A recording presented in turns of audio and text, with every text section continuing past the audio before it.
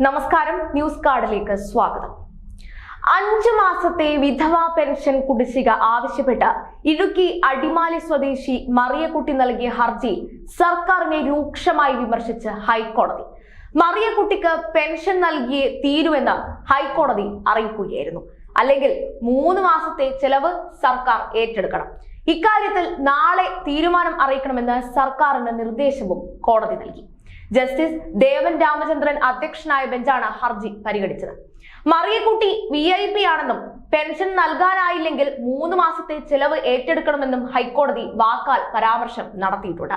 ക്ഷേമ പെൻഷൻ കിട്ടാത്തതിനെ തുടർന്ന് ഭിക്ഷയാചിക്കാൻ മൺചട്ടിയുമായി ഇറങ്ങി ശ്രദ്ധ നേടിയ 87-കാരി ഇടുക്കി 200 ഏക്കർ സ്വദേശിനി മറിയക്കുട്ടി ഹൈക്കോടതിയിൽ നൽകിയ ഹർജിയും സർക്കാരിന് തലവേദനയാകുകയാണ്. 5 മാസമായി വിധവാ പെൻഷൻ ലഭിക്കുന്നില്ലെന്ന് ചൂണ്ടിക്കാട്ടിയാണ് ഹർജി നൽകിയത്. മരുന്നുൾപ്പെടെയുള്ള അവശ്യ സാധനങ്ങൾ വാങ്ങുന്നതിനായി ബുദ്ധിമുട്ടുകയാണെന്നും ഹർജിയിൽ ചൂണ്ടിക്കാട്ടുന്നു. ജീവിക്കാൻ മറ്റൊരു മാർഗവുമില്ലാത്തതിനാൽ കോടതിക്ക് മുൻപിലെത്തിയ മറിയക്കുട്ടി ഒരു VIP ആണ്. അങ്ങനെയാണ് കോടതി പരിഗണിക്കുന്നതെന്നും ജസ്റ്റിസ് ദേവൻ രാമചന്ദ്രൻ പറഞ്ഞു. സാമ്പത്തിക പ്രതിസന്ധിയാണ് പെൻഷൻ മുടങ്ങാൻ കാരണമെന്ന് സർക്കാർ കോടതിയെ അറിയിച്ചു.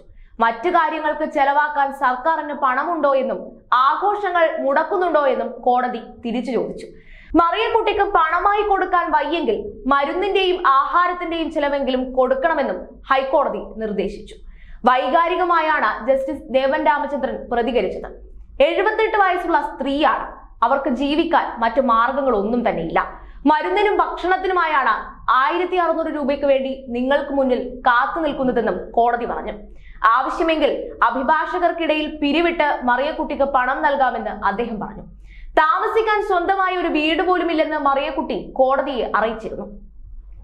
പെൻഷൻ കിട്ടാത്തതിനെ തുടർന്ന് മൺചട്ടിയുമായി ഭിക്ഷയാചിച്ചതോടെയാണ് അടിമാലിയിലെ വയോധികരായ മറിയക്കുട്ടിയും അന്നക്കുട്ടിയും ചർച്ചാ വിഷയമാകുന്നത്.